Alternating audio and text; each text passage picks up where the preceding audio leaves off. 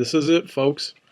We've reached the top 20 James Bond films, in my opinion. For number 20, we're going to go back to the dark, distant, slightly damp 1970s. The year is 1973. Sean Connery has put down his Walther PPK once again. Who will replace him again? That's right, James Brolin. Just kidding. It's Roger Moore. So, for the number 20 spot on our countdown, we're going to go all the way back to the beginning of the Roger Moore era, Live and Let Die. Say live and let die.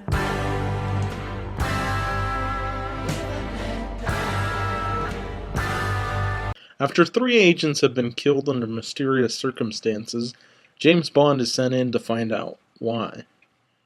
It turns out that the 3 agents were investigating Dr. Kananga, dictator of the small Caribbean island San Monique. While in New York City, Bond is captured by Mr. Big, a pimp who has connections to Kananga.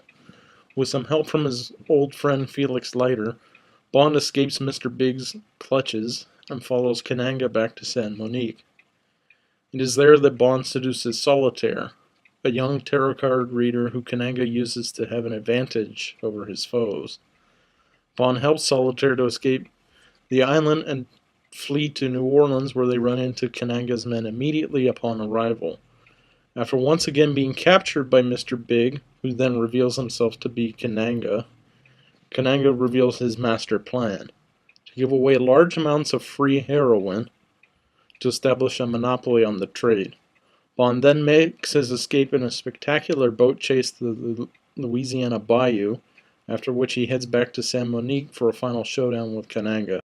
Upon destroying Kananga's poppy field, Bond finally faces off against Kananga, eventually defeating him, rescuing Solitaire, and saving the day once again. For the most part, I like Roger Moore in this one. Even though this is his first outing as James Bond, he seems very natural in the part.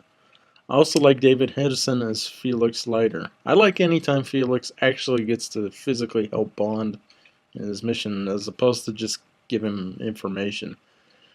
Hedison is one of my 2 favorite Felix Leiters in the series, along with Jeffrey Wright in the more recent films. Yaphet Kotto is a decent villain who actually seems somewhat threatening to Bond in their final battle. Jane Seymour as Solitaire is quite lovely in this film, which makes what happens to her in the middle of the film, well, we'll get to that later. And even though it goes on for a while, I like the boat chase. I also find the crocodile jump to be fantastic, simply because it was done for real. And lastly, I like Baron Samedi. It's his laugh, it's just so awesome. Oh, and the theme song? Definitely one of the best in the series. The film is horrendously outdated. Made at the height of the blaxploitation genre's popularity, a lot of the themes in the film just don't hold up as well today. Also, the supernatural elements in the film seem so odd and out of place in a James Bond film. It's no wonder we've never seen anything like that again in the series. I also have a really big problem with how Bond seduces Solitaire. It's just so sleazy and flat out wrong. It might be something that James Bond might do, but it seems wildly out of character for Roger Moore's Bond, even though he hadn't really been established yet. Finally, I feel that MI6 sending Bond to stop a drug dealer seems kind of beneath him. And yes, I know that Bond went after a drug dealer and licensed to kill, but remember, that was a personal vendetta, not a government-sanctioned mission like in this film. Overall, the movie is a decent start to the Roger Moore era, but it just doesn't hold up well at all. And the way in which Kananga is killed is pretty laughable. Watch it in slow motion, trust me. It's hilarious. Oh, and did you notice I never once mentioned Sheriff J.W. Pepper? Don't worry, I'll get to him later.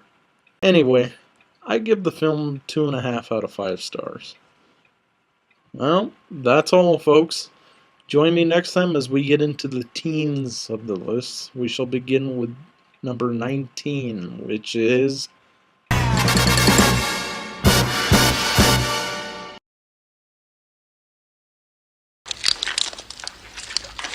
Butterhook.